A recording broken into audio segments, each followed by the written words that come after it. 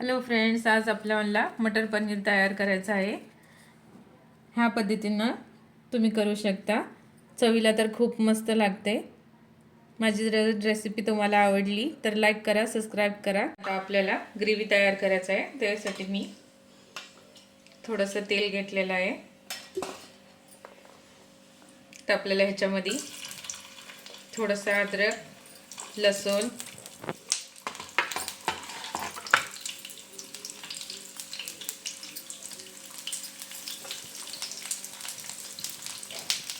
मोठे 2 कांदे,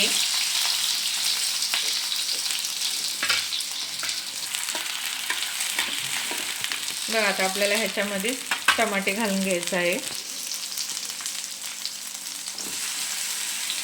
मोठे 2 टमाटे घातलेले आहे।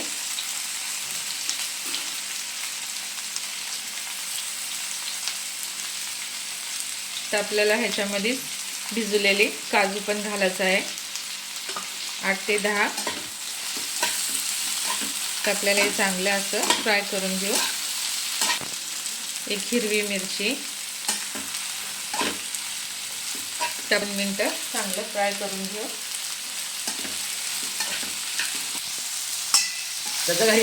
आता फ्राय झालेला आहे। आता आपण ह्याला थंड होऊ द्यायचं आहे। बघा आता आपल्याला मिक्सरमध्ये बारीक करून घ्यायचं आहे। बघा असं आपल्याला चांगलं पेस्ट करून घ्यायचं आहे।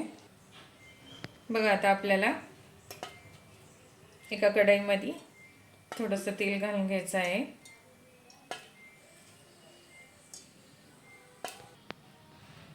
थोडेसे जिरे, तर आपल्याला ही ग्रेव्ही घालायचं आहे। आता असं आपण चांगलं मिक्स करून घेऊ। तर आपल्याला ह्याच्यामध्ये सुके मसाले घालून घ्यायचे आहे। आपल्याला ह्याच्यामध्ये 2 चमचे धने पावडर, 1 चमचा गरम मसाला,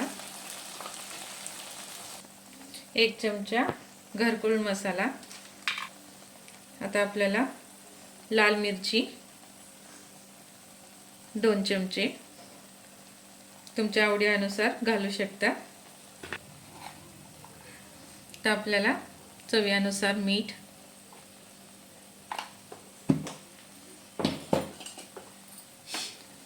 तर आपल्याला हे चांगलं मिक्स करून घ्यायचं आहे। तर आपल्याला हे चांगलं एकजीव होण्यापर्यंत तर हलवत राहायचं आहे।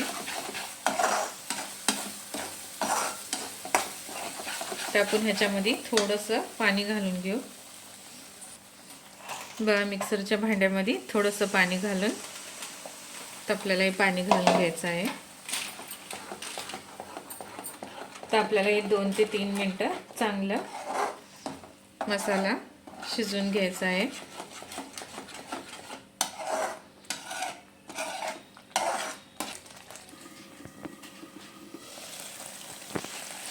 बघा तेल किती मस्त सुटलेलं आहे। तर आपली ग्रेव्ही चांगली शिजलेली आहे।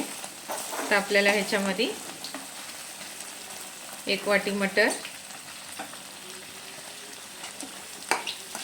आणि पनीर घालून घ्यायचं आहे।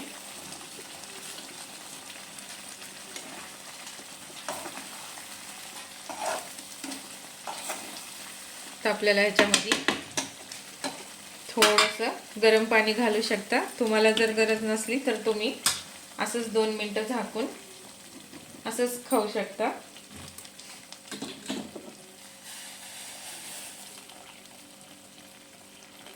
तुम्हाला लागते इतकं थोडंसं पाणी सोडू शकता।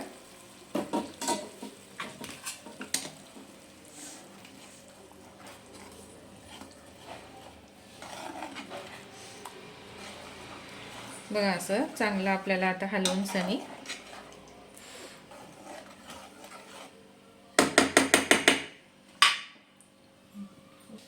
मग आता आपल्याला कोथिंबीर घालून सनी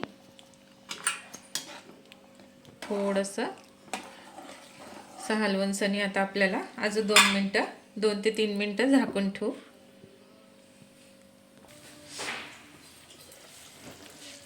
बघा 3 मिनटं झालेले आहेत. किती मस्त आपले पनीर शिजलेलं आहे.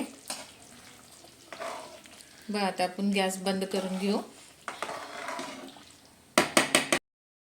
मटर पनीर तयार झालेली आहे आपली रेसिपी.